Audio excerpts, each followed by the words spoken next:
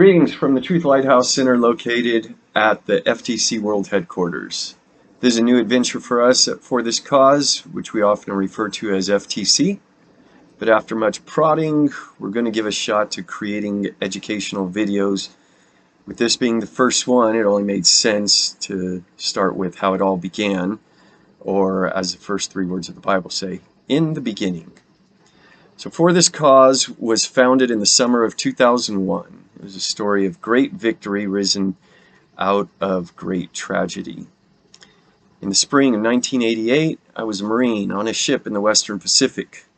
Sometime during the latter half of that 6-month deployment, my Walkman broke. Some friends of mine encouraged me to take it to the radio repairman. His name was Glenn, and thankful to Glenn, he fixed it for me. Upon our return to Camp Pendleton, many of us were notified that we'd only be back for 6 months before going out for another deployment in January 1989. During that time back, being assigned to the same shop as Glenn, I got to know him better. Very quickly realized that he was the type of Christian that walked the talk, which in my experience at that time was a very rare thing. I don't have the time in this video to dig too deep into my personal testimony of conversion, but with just one Sunday left prior to our next deployment, I decided to go to church with Glenn. Looking back, it's a lot easier to see now that God had been dealing with me for quite a while up to that point. The next day, I went with him to get a Bible, and 2 days later on that Wednesday, we floated west into the Pacific Ocean once again. Those 6 months, I spent a significant amount of my limited free time. I was working mostly 12-hour shifts, 7 days a week. But what time I did have off, I spent a lot of it reading the Bible and talking to Glenn about what these things meant. When we returned to Camp Pendleton that summer, having just completed 2 deployments, I was relatively assured that I'd be staying local for the last year of my enlistment. That being the case, I agreed to join several others from our church in Carlsbad to attending a Bible school located in San Diego. 3 hours every Monday night during the school year, we'd go down to Christian Service Training Institute, or what we'd call CSTI. It was a great way for working lay members of the church to learn more about the Word of God. So Sister Norma was a single mother in our church that just graduated from CSTI the previous year as the valedictorian. She was a Sunday school teacher and the director of missions for our church, and 3 years later she agreed to be my wife. I thought we had a great marriage, and so did many others. We were often told how we made a great couple and how others admired us. After graduating CSTI, Norma started taking classes at Miracosta, the local junior college, at night. After I graduated CSTI, I also started taking classes there as well. During the day, she worked as an instructional aide at a public middle school, and I was delivering mail for the post office. It actually worked out that we were able to take a class together before she graduated and moved on to the university at San Marcos. A few years later, it seemed like everything was working according to our plans. Norma had gotten her BA with honors and was in the credential program while student teaching at an elementary school. I had graduated the JC with a certificate in entrepreneurship, started my own little business doing taxes, accounting, and I also received my real estate license and was working with a mortgage broker at that time. Things were going well within the church also. We had taught Sunday school together for several years, as well as home Bible studies to numerous families in our community. Having traveled to several countries while in the Marines, I was thrilled to be a part together with her in leading the Global Missions Department at our church. We were blessed to be able to go on a missions trip to Portugal for 3 weeks one summer. We had also received a ministerial license from our church organization a few years earlier. I was on the pastoral staff. Norma was the church secretary. We had started working on plans with the pastor to start our own church in the near future. There was just one more big life issue we were seeking to attain that seemed to be eluding us. After a miscarriage and some difficulties, finally, Norma was pregnant, and we had it all. 7 months pregnant, she graduated with her credential. I was set up to run my financial business from the home office, thus allowing me to care for our baby girl while Mommy would go teach during the day. And once things settled down a little bit, we'd start the new church. Things were as close to perfect as I could imagine until 9 months of blessed pregnancy came to an end on the actual due date when Norma told me that Kayla had not moved that evening.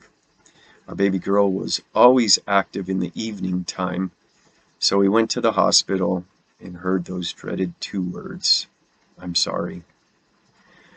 Without going into many details, the next day, while delivering our stillborn daughter, there were complications. This time, the phrase was, "We did everything we could." I heard of many people walking away from God because of situations like this. For me, it was the opposite. In that hospital room, while the doctors were trying to save Norma's life, praying as intently as ever, God visited me. That night, like never before and never since. But it was a night I'll never forget.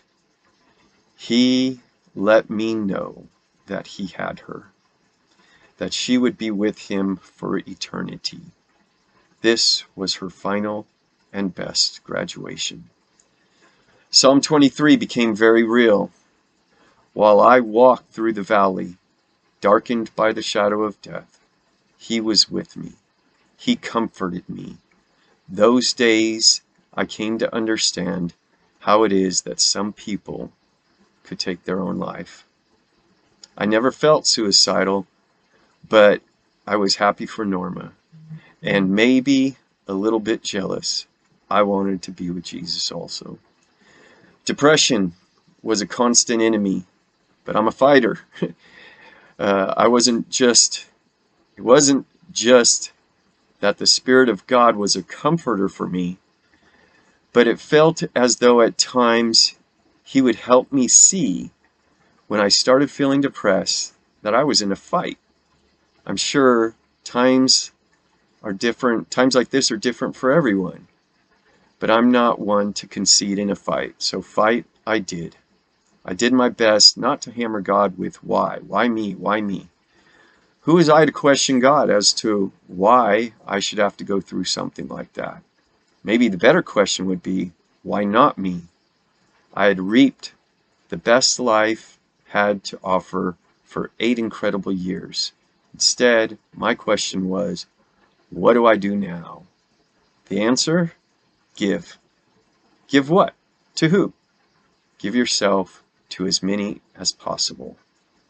A few months later, after being asked numerous times about our marriage, I began sending out an email called Value Your Marriage. It was principles that we lived by. People liked them, forwarded them, and my list began to grow. The next spring, as CSTI's graduation drew near, I had an idea. Norma had not finished high school as a teenager with all her peers, but eventually she went back. Then it was CSTI, followed by her AA, followed by her BA, then her credential. She never gave up on her education, and at every level she excelled. Frequently, situations in life would cause some people to take time off during their journey through CSTI. I wanted to encourage them to continue, to not give up. The leadership allowed me the time during that graduation to present 3 scholarships to the top students in each of the first 3 years' classes. I agreed to pay their tuitions the next year if they would return.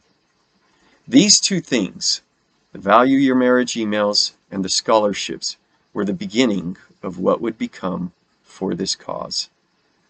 The other piece of the puzzle was getting help. Laura and Roy Westbrook were a couple in our church that we were both very close to. They were both in our wedding party, and when the time came, they joined the original FTC team.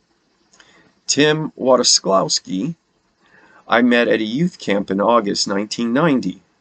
I had just gotten out of the Marines a few weeks earlier, and he had recently gotten out of the Navy. The camp was for young people, ages 15 to 25, never married, no children. It was great. We had breakfast and then morning church. Lunch followed by 3 hours of playing sports, team sports, volleyball, basketball, softball, flag football. Then we'd shower, have dinner, evening time of church, and in the day was some social time. We did this for 4 or 5 days. It was great. Though he lived in the Bay Area, we became good friends. The following year at the youth camp, he asked me for some help. We were in our early 20s, and there was a girl, probably around 17, 18 years old, that seemed to be interested in Tim. I couldn't remember now that if there were other reasons at that time, but I did know Tim felt uncomfortable with the age difference, and so the plan was, if I saw Teresa talking to him, I'd go up and ask him to come do something with me. He'd excuse himself and then thank me after he got away. The next year, 1992, going back to the camp, it proved to be a very interesting one.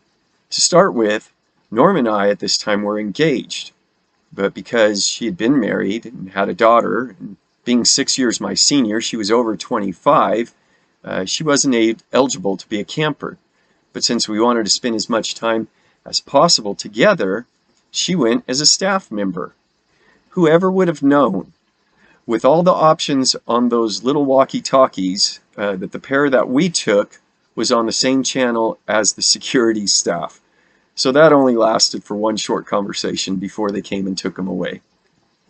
One day early in the camp, Norma wasn't on duty, so we were walking around when I saw Teresa talking to Tim.